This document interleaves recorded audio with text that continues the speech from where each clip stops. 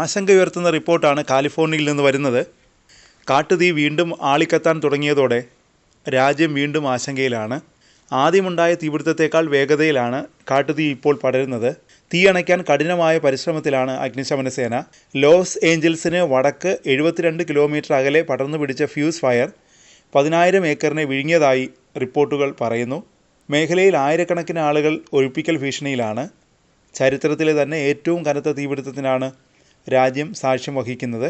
കാട്ടുതീ വ്യാപനം വർദ്ധിക്കുമെന്ന മുന്നറിയിപ്പാണ് വരുന്നത്. ശക്തമായ കാറ്റ് വീശാൻ സാധ്യതയുണ്ടെന്നാണ് കാലാവസ്ഥാ വകുപ്പിൻ്റെ മുന്നറിയിപ്പ്.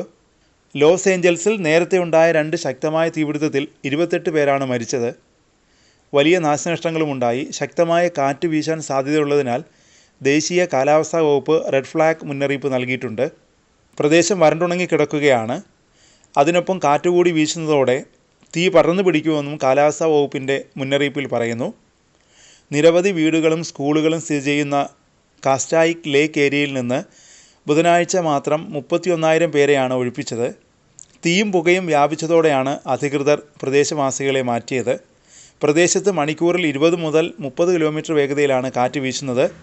തീ അണയ്ക്കുന്നതിന് അഗ്നിശമന സേനയ്ക്ക് വലിയ വെല്ലുവിളിയാണ് ഇത് ഉയർത്തുന്നത്.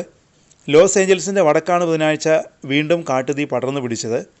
വളരെ വേഗം പടർന്നു പിടിച്ച തീ ആദ്യ ദിവസം തന്നെ 9,400 കിലോമീറ്റർ പ്രദേശത്തെ വിഴുങ്ങിയതായാണ് റിപ്പോർട്ട്. കനത്ത കാറ്റും കുറ്റിച്ചെടികളും തീപിടുത്തത്തിൻ്റെ ആക്കം കൂട്ടിയിട്ടുണ്ട്.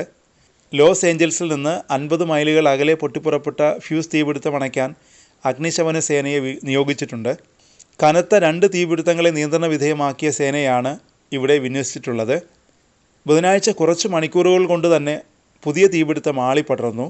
ലോസ് ഏഞ്ചൽസ് മേഖലയെ വിഴുങ്ങിയ 2 ഭീമാകാരങ്ങളായ തീപിടുത്തങ്ങളിലൊന്നായ ഈറ്റൻ തീയേക്കാൾ 3-2 മടങ്ങ് വ്യാപ്തിയിലാണ് പുതിയ തീപിടുത്തം ഉണ്ടായിരിക്കുന്നത്. US-നെ ആശങ്കപ്പെടുത്തുന്നതും ഇതാണ്. തെക്കൻ കാലിഫോർണിയയുടെ ഭൂരിഭാഗം പ്രദേശങ്ങളിലും തീവ്ര തീപിടുത്ത മുന്നറിയിപ്പ് നൽകിയിട്ടുണ്ട്. ശക്തമായ വരണ്ട കാറ്റാണ് തീ ആളിപ്പടർത്തുന്നത്. സാൻ ഗബ്രിയേൽ പർവ്വതനിരയിലെ പാർക്ക് തീപിടുത്ത ഭീഷണിയെ തുടർന്ന് അടച്ചു. റെഡ് അലർട്ട് പ്രഖ്യാപിച്ചതിനെ തുടർന്ന് ദക്ഷിണ കാലിഫോർണിയയിൽ ഏകദേശം 1,100 അഗ്നിശമന സേനാംഗങ്ങളെ വിന്യസിച്ചതായി California department of forestry and fire protection അറിയിച്ചു. തെക്കൻ കാലിഫോർണിയയിൽ 9 മാസമായി കാര്യമായ മഴയില്ലായിരുന്നു. ഇതാണ് അപകടകരമായ സാഹചര്യം ഉണ്ടാക്കിയത്. ശനിയാഴ്ച മുതൽ തിങ്കളാഴ്ച വരെ മഴ ലഭിച്ചേക്കാമെന്ന് കാലാവസ്ഥാ വകുപ്പ് മുന്നറിയിപ്പ് നൽകിയിട്ടുണ്ട്.